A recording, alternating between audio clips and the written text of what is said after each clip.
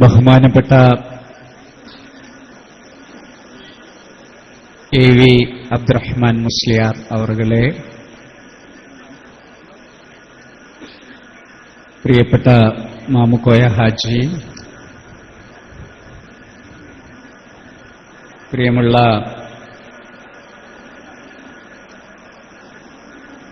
മേയോൺ അബ്ദുൽ ഖാദർ സാഹിബ്, മുഹമ്മദ് മുസ്ലിയാർ, അബ്ദുൽ വഹാബ്, പ്രിയപ്പെട്ട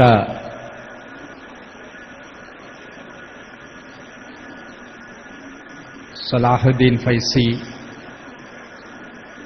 എം.ടി. അബൂബക്കർ ദാരിമി, മുഹമ്മദ് രാമന്തളി, അൻസാർ മാസ്റ്റർ പയ്യോളി,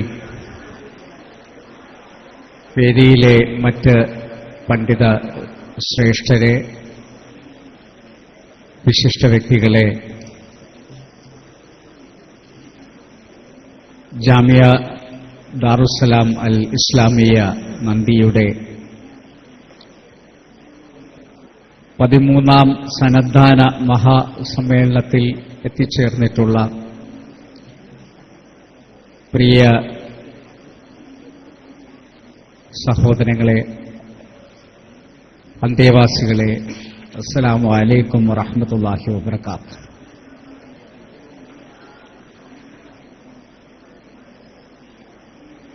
നന്ദി ദാറുസ്സലാമിലെ ഷംസുൽ ഉലമ നഗറിലാണ് ഈ സമ്മേളനം നടന്നുകൊണ്ടിരിക്കുന്നത്.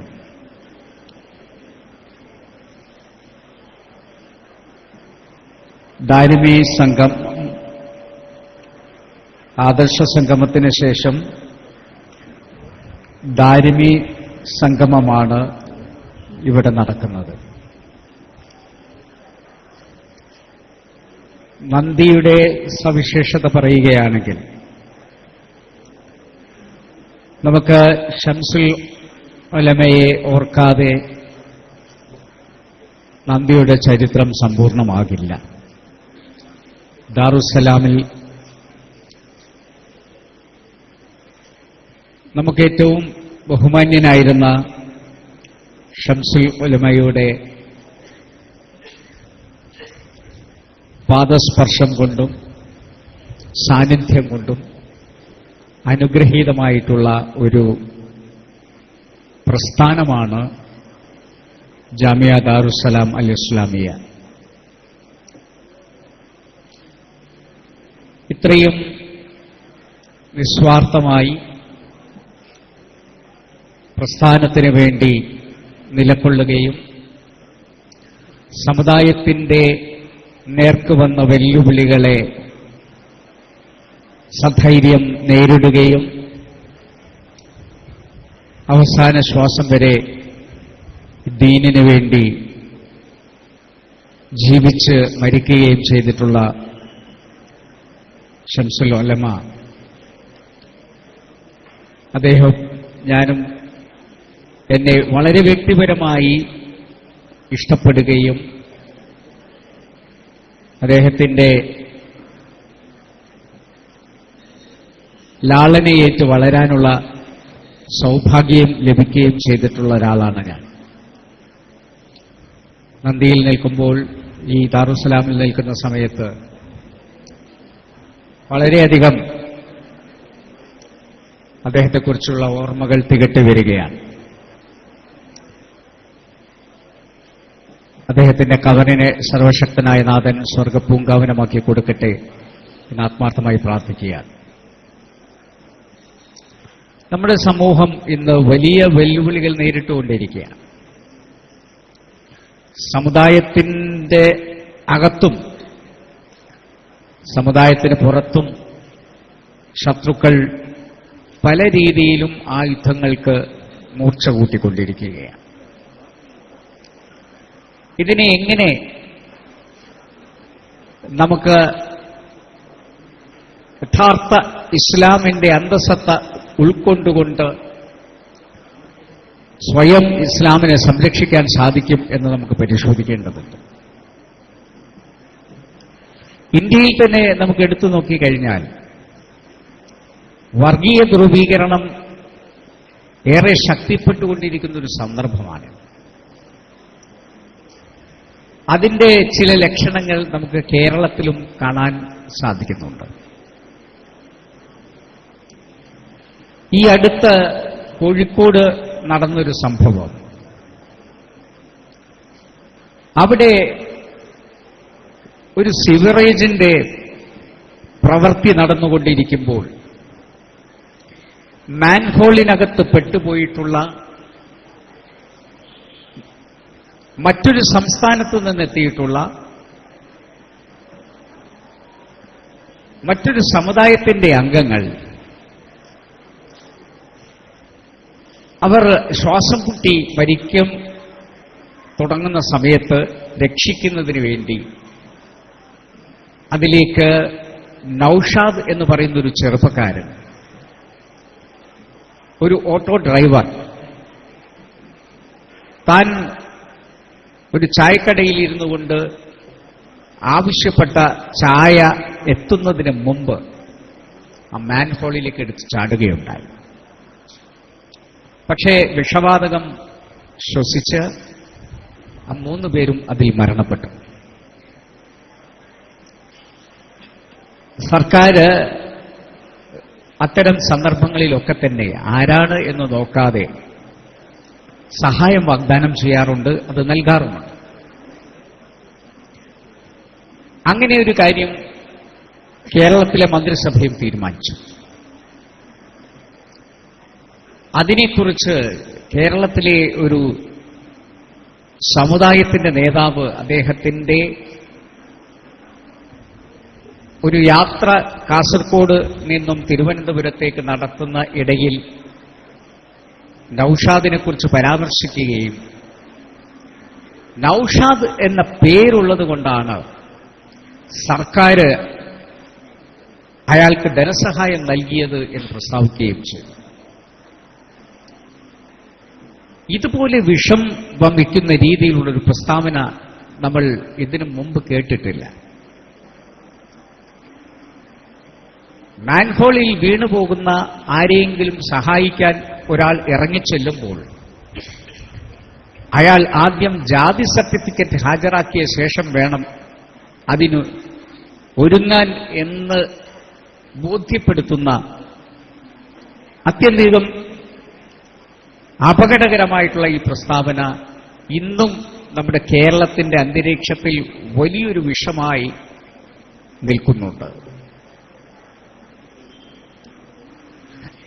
നമ്മൾ ഇന്ത്യയിലെ വിഷയങ്ങൾ എടുത്തു നോക്കിക്കഴിഞ്ഞാൽ അഖ്ലാഖ് എന്ന് പറയുന്ന ഒരു വ്യക്തി അദ്ദേഹത്തിന്റെ വീട്ടിനകത്ത് ബീഫ് ഉണ്ടാക്കി കഴിച്ചു എന്ന കാരണത്താൽ അടുത്തുള്ള ക്ഷേത്രത്തിൽ നിന്നും അവിടുത്തെ പൂജാരി നമ്മുടെ തൊട്ടടുത്ത് ആരോ മാംസമുണ്ടാക്കി കഴിക്കുന്നു എന്ന് പ്രഖ്യാപിക്കുകയും ഇത് ഒരിക്കലും അനുവദിക്കാൻ പാടില്ല എന്ന് പറയുകയും ജനങ്ങൾ തന്നെ അധികാരം കയ്യിലെടുത്തുകൊണ്ട് അഖ്ലാഖ് എന്ന് പറയുന്ന വ്യക്തിയെ അടിച്ചു കൊല്ലുകയുണ്ടായി. അതിന്റെ ദൃശ്യങ്ങളൊക്കെ നമ്മൾ വാട്സാപ്പിൽ കണ്ടു. അടിക്കുക മാത്രമല്ല, അവിടെ ഉണ്ടായിരുന്ന വലിയ കരിങ്കല്ലുകൾ എടുത്ത് അയാൾ അവിടെ വിവിധ വ്യക്തികൾ പല തവണകളിലായി ആ കരിങ്കല്ല് ഇയാളുടെ തലയിൽ 5 or 10 പ്രാവശ്യം വലിച്ചിടുന്നത് നമുക്ക് കാണാൻ കഴിയും. ഒരു വ്യക്തി എന്ത് ഭക്ഷണം കഴിക്കണം എന്നുള്ളതിന്റെ സ്വാതന്ത്ര്യം നിഷേധിക്കപ്പെട്ടുകൊണ്ടിരിക്കുന്ന ഒരു കാലഘട്ടം.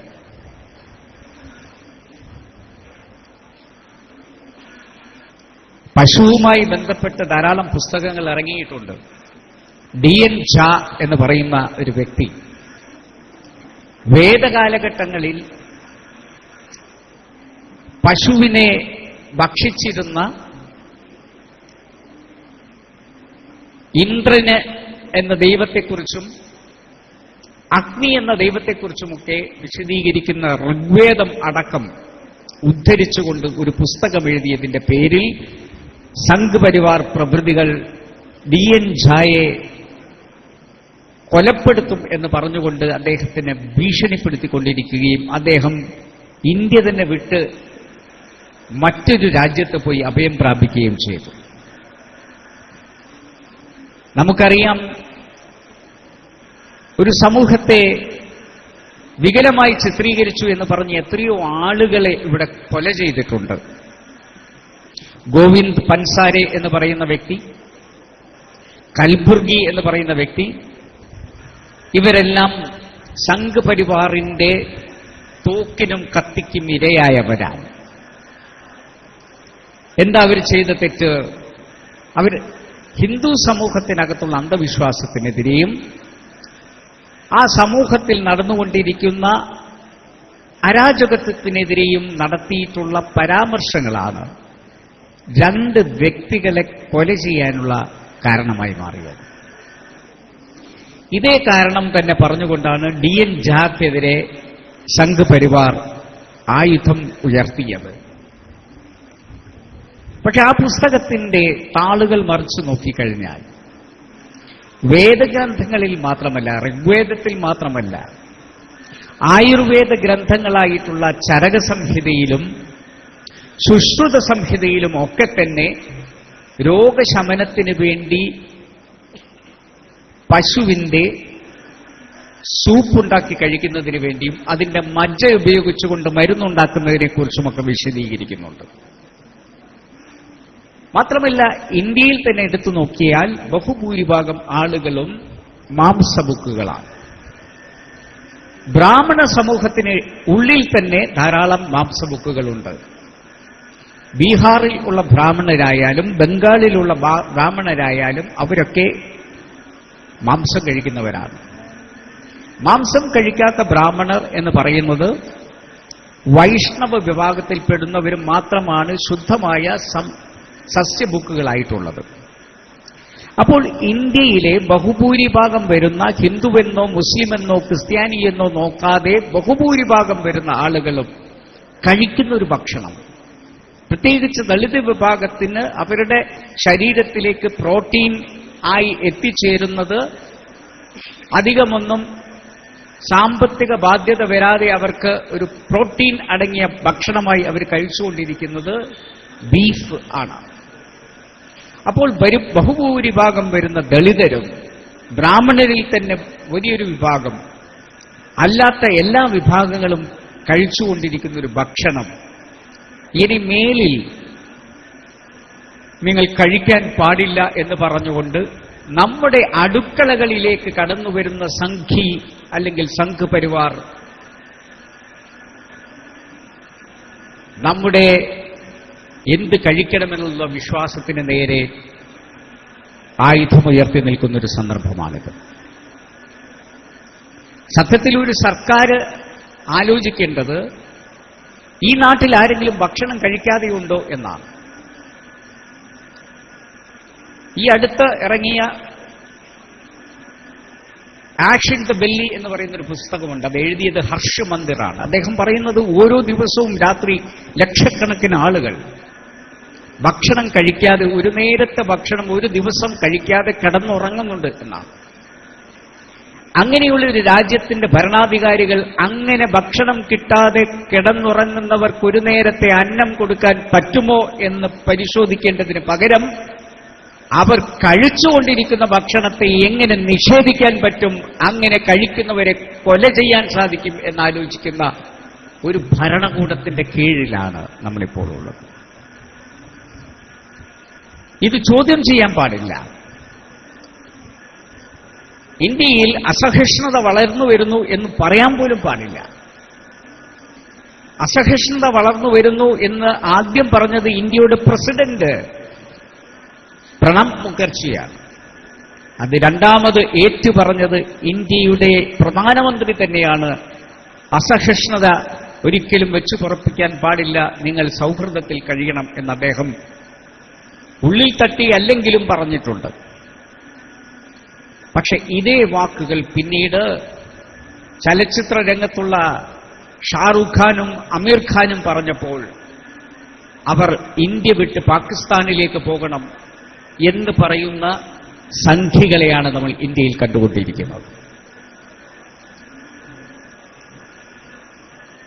മാത്രമല്ല, ഇത്തരം ആളുകളെയൊക്കെ തന്നെ വളരെ നികൃഷ്ടമായി അഭിസംബോധന ചെയ്യുന്ന ഒരു പ്രവണതയും വളർന്നു വരുന്നുണ്ട്. ഇന്ത്യയുടെ പ്രധാനമന്ത്രി ഗുജറാത്തിലെ വംശനാശത്തെക്കുറിച്ച് പറഞ്ഞത്, അദ്ദേഹം കുറെ നാൾ മൗനം പാലിച്ചു. അതിനുശേഷം അദ്ദേഹം ഒരു ടെലിവിഷനോട് പറഞ്ഞത്, എങ്ങനെ അങ്ങ് ആ വംശഹത്യയെ കാണുന്നു എന്ന് പറഞ്ഞപ്പോൾ അദ്ദേഹം പറഞ്ഞത്, എന്റെ കാറിന്റെ അടിയിൽ ഒരു പട്ടി പെട്ടുപോയാൽ, ചതഞ്ഞരഞ്ഞു പോയാൽ ഉണ്ടാകുന്ന വേദനയാണ് എനിക്കുള്ളത് എന്നാണ്. ഒരു സമൂഹത്തെ, ഒരു സമുദായത്തെ പട്ടികളോട് ഉപമിക്കുന്ന പ്രധാനമന്ത്രിയാണ് നമുക്കുള്ളത്. ജിതേന്ദ്ര എന്ന് പറയുന്ന ഒരു വ്യക്തിയെ ഒറീസയിൽ ഒരു വീട്ടിൽ അടച്ചുപൂട്ടി മണ്ണെണ്ണയൊഴിച്ച് കത്തിക്കുകയും അങ്ങനെ കത്തിച്ചാമ്പലായിട്ടുള്ള കുടിയിൽ 2 പിഞ്ച് കുട്ടികൾ മരിച്ചു. 6 മാസമുള്ള 2 വയസ്സുള്ള 2 കുട്ടികൾ. അതിനെക്കുറിച്ച് ഇന്ത്യയുടെ വിദേശകാര്യ സഹമന്ത്രിയായിട്ടുള്ള VK സിംഗിനോട് ചോദിച്ചപ്പോൾ അദ്ദേഹം പറഞ്ഞു, ഏതെങ്കിലും പട്ടികളെ ആരെങ്കിലും കല്ലെറിയുന്നുണ്ടെങ്കിൽ അതിന്റെ മറുപടി പറയേണ്ടത് ഞാനല്ല എന്ന്. ഇന്ത്യയിലെ ദളിത് സമൂഹത്തെ പട്ടികൾ എന്ന് വിശേഷിപ്പിച്ചു. നരേന്ദ്രമോദി ഇന്ത്യയിലെ മുസ്ലിങ്ങളെ പട്ടികൾ എന്ന് പറഞ്ഞപ്പോൾ VK സിംഗ് ഇന്ത്യയിലെ ദളിത് വിഭാഗത്തെ പട്ടികൾ എന്ന് വിളിച്ചു. അതിനിടയിൽ കൽബുർഗി മരണപ്പെട്ടു. കൽബുർഗിയെ അദ്ദേഹത്തിന്റെ വീട്ടിൽ വന്ന് കൊലയാളികൾ പോയിന്റ് ബ്ലാങ്കിൽ അദ്ദേഹത്തിന്റെ നെറ്റിയിൽ വെടിവെച്ചുകൊണ്ടാണ് കൊന്നത്. അതിനെക്കുറിച്ച് ബജ്റംഗ് ദളിന്റെ ഒരു നേതാവ് ട്വിറ്ററിൽ ട്വീറ്റ് ചെയ്തത്, ഞങ്ങളോട് കളിച്ചാൽ പട്ടിയെപ്പോലെ ചാകേണ്ടി വരും എന്നാണ്. ഇന്ത്യയിലെ ബഹുഭൂരിഭാഗം വരുന്ന ഹിന്ദു സമൂഹത്തിലെ മതേതരത്വം കാത്തുസൂക്ഷിക്കുന്ന ഒരു വ്യക്തിയെ പട്ടി എന്ന് വിളിച്ചിരിക്കുന്നു. BJPയിലെ തന്നെ ഒരു നേതാവായിട്ടുള്ള ശത്രുഘ്നൻ സിൻഹ BJPക്കെതിരെ സംസാരിക്കുകയും അദ്ദേഹം നിതീഷ് കുമാർ എന്ന് പറയുന്ന മുഖ്യമന്ത്രിയെ പോയി കാണുകയും ചെയ്തപ്പോൾ അവിടുത്തെ BJPയുടെ നേതാവ് പറഞ്ഞു, ചില പട്ടികൾക്കൊരു ധാരണയുണ്ട്, കാറിലിരുന്നു കൊണ്ട് അത് വാലാട്ടുന്നതിനനുസരിച്ചിട്ടാണ് വാഹനം മുന്നോട്ട് പോകുന്നത് എന്നൊരു ധാരണ അത്തരം പട്ടികൾക്കുണ്ട്. BJPയിൽ തന്നെ ഇവരെ എതിർക്കുന്ന വ്യക്തികളെയും പട്ടികൾ എന്ന് വിളിക്കുന്നു. ലോകത്തെവിടെയെങ്കിലും ഏതെങ്കിലും ഒരു ഭരണകൂടം സ്വന്തം പ്രജകളെ പട്ടികൾ എന്ന് വിളിച്ചതായി നമ്മൾ കേട്ടിട്ടുണ്ടോ? ചൈനയുടെ പ്രധാനമന്ത്രി വിളിച്ചിട്ടുണ്ടോ? സൗദിയുടെ രാജാവ് വിളിച്ചിട്ടുണ്ടോ? അമേരിക്കൻ പ്രസിഡന്റ് വിളിച്ചിട്ടുണ്ടോ സ്വന്തം അണികളെ, സ്വന്തം പ്രജകളെ പട്ടികൾ എന്ന്? എന്നാൽ ഇതാ ഒരു ഭരണകൂടം ഈ സമൂഹത്തിലെ വിവിധ വിഭാഗത്തിൽപ്പെടുന്ന, വിവിധ സമുദായത്തിൽപ്പെടുന്ന, വിവിധ ജാതിയിൽപ്പെടുന്ന ആളുകളെ മാത്രമല്ല അവരുടെ കൂടെ തന്നെയുള്ളവർ അവർക്കെതിരെ സംസാരിക്കുമ്പോഴും അവരെ പട്ടികൾ എന്ന് അഭിസംബോധന ചെയ്യുന്നു. ഇങ്ങനെയുള്ള ഒരു ലോകത്ത് ഇസ്ലാമിനെ യഥാർത്ഥത്തിൽ എന്താണ് എന്ന് ബോധ്യപ്പെടുത്തി കൊടുക്കേണ്ട ഇരട്ട ബാധ്യതയാണ് നമുക്കുള്ളത്. ഇസ്ലാം തീവ്രവാദത്തിന് അനുകൂലമല്ല എന്ന് പറയുന്നതോടൊപ്പം തന്നെ ഇസ്ലാം സഹിഷ്ണുതയുടെ മതമാണ് എന്നുകൂടി ബോധ്യപ്പെടുത്തി കൊടുക്കേണ്ടതുണ്ട്. പ്രവാചകൻ മുഹമ്മദ് നബി സല്ലല്ലാഹു അലൈഹി വസല്ലം തങ്ങൾ ഹലക്കൽ മുത്തനത്തിയുടെ കാലഹ സലാസ എന്ന് പറഞ്ഞത് തീവ്രമായിട്ടുള്ള ചിന്തകൾ, തീവ്രമായിട്ടുള്ള വിചാരങ്ങൾ നശിക്കട്ടെ നശിക്കട്ടെ നശിക്കട്ടെ എന്ന അർത്ഥത്തിൽ 3 തവണ അത് ആവർത്തിച്ചിട്ടുണ്ട്. പ്രവാചകൻ ജീവിതത്തിലൂടെ കാണിച്ചു തന്നിട്ടുള്ള ധാരാളം മാർഗങ്ങൾ നമ്മുടെ മുന്നിലുണ്ട്. പ്രവാചകന് എതിരെ കവിത ചൊല്ലി നടന്നിരുന്ന ഒരു വ്യക്തി ഉണ്ടായിരുന്നു, പരിഹസിച്ചുകൊണ്ടുള്ള കവിത. അവസാനം ആ വ്യക്തിയെ പിടികൂടി പ്രവാചകന്റെ സദസ്സിലേക്ക് അയാളെ കൊണ്ടുവന്നു. അയാൾക്ക് മരണമാണ് ഏറ്റവും വലിയ ശിക്ഷയായി കൊടുക്കേണ്ടത് എന്നവിടെ കൂടിയിരുന്നവരൊക്കെ ഒരേ സ്വരത്തിൽ പറഞ്ഞു. പക്ഷെ പ്രവാചകൻ എന്തു ചെയ്തു? ആ കവിയോട് പറഞ്ഞു, ആ വികടകവിയോട് പലതരത്തിലും വക്രീകരിച്ച് കവിതകൾ പ്രവാചകനെതിരെ എഴുതി പാടിക്കൊണ്ട് നടന്നിരുന്ന കവിയോട് പറഞ്ഞു, എന്നെക്കുറിച്ച് ഒരു കവിത ഇവിടെ ചൊല്ലും. അയാൾ ഭയപ്പെട്ടു. എന്നാലും മനസ്സില്ലാ മനസ്സോടെ അയാൾ ചൊല്ലി. പ്രവാചകൻ ചെയ്തത്, അതിന് മറുപടിയായി ചെയ്തത്, അതേ സദസ്സിൽ മനോഹരമായി കവിത ചെല്ലാൻ സാധിക്കുന്ന, പ്രവാചകന്റെ പക്ഷത്ത് നിന്നുകൊണ്ട് കവിത ചെല്ലാൻ സാധിക്കുന്ന ഒരാളെ കൊണ്ട് മറുകവിത ചൊല്ലിക്കുകയാണ്. അങ്ങനെ ഏതൊരു ആശയത്തെയും ആശയം കൊണ്ട് നേരിടാൻ സാധിക്കും എന്ന് നമുക്ക് പഠിപ്പിച്ചു തന്ന പ്രവാചകനാണ് നമ്മുടെ മുന്നിലുള്ളത്. ആരെങ്കിലും എന്തെങ്കിലും വക്രീകരിച്ചാൽ അത് ഏത് രീതിയിലാണോ അവരത് ചെയ്തിട്ടുള്ളത് അതേ രീതിയിൽ അതിന് മറുപടി കൊടുക്കാൻ കഴിയും എന്ന് ബോധ്യപ്പെടുത്തിയ പ്രവാചകന്റെ ജീവിതം, അത് യഥാർത്ഥത്തിൽ സമൂഹത്തിന്റെ മുന്നിൽ നമുക്ക് വിശദീകരിക്കാൻ സാധിക്കണം. ഇപ്പോൾ സമുദായത്തിനകത്തു നിന്നുള്ള വെല്ലുവിളികൾ തീവ്രവാദ ചിന്തകളായിട്ട് വരുന്ന ധാരാളം ആളുകളുണ്ട്. ആ തീവ്രവാദ ചിന്തകളിൽ മൊട്ടിട്ടു വന്നിട്ടുള്ള അവസാനത്തെ പ്രസ്ഥാനമാണ് IS. ഇപ്പോൾ അത് Islamic state force Iraq and Syria എന്നുള്ളത് ഇപ്പോൾ ഇസ്ലാമിക് സ്റ്റേറ്റായി മാറി. ലോകത്ത് മുഴുവൻ ഇസ്ലാമിക ഭരണമുണ്ടാക്കാൻ അത് ഏത് മാർഗമാണ് അവരിതിന് സ്വീകരിക്കുന്നത്? നിരപരാധികളെ കൊന്നൊടുക്കിക്കൊണ്ട്, കുട്ടികളെ വെടിവെച്ച് കൊന്നുകൊണ്ട്, സ്ത്രീകളെ ആക്രമിച്ചുകൊണ്ട്. പ്രവാചകൻ എന്തൊക്കെ ഒരു യുദ്ധത്തിൽ പാടില്ല എന്ന് പറഞ്ഞിട്ടുണ്ടോ അതെല്ലാം നിർവഹിക്കുന്നു. ഈ ആശയം എവിടെ നിന്ന് വന്നു? ഇത് ഇസ്ലാമിന്റെ കുപ്പിയിൽ വിൽപ്പന ചെയ്യപ്പെടേണ്ട ഒരു ഉൽപ്പന്നമാണോ? അപ്പോൾ ഇസ്ലാം എന്ന് പറഞ്ഞുകൊണ്ട് ഒരു സമൂഹം അതിന്റെ ഈമാനും അതിന്റെ ഇസ്സത്തും കാത്തുസൂക്ഷിക്കാൻ ഇവിടെ നിൽക്കുമ്പോൾ, ഇസ്ലാമിനെ വ്യാജക്കുപ്പികളിൽ വിൽപ്പന നടത്തിക്കൊണ്ടിരിക്കുന്ന സമുദായ വിരുദ്ധരായിട്ടുള്ള ആളുകളെ ഒറ്റപ്പെടുത്തേണ്ട ബാധ്യത കൂടി നമുക്കിവിടെ ചെയ്യാനുണ്ട്. കേരളത്തിൽ തന്നെ ഈ ആശയം കുറെ നാളുകൾക്ക് മുമ്പ് പ്രചരിപ്പിക്കുന്നവരുണ്ട്.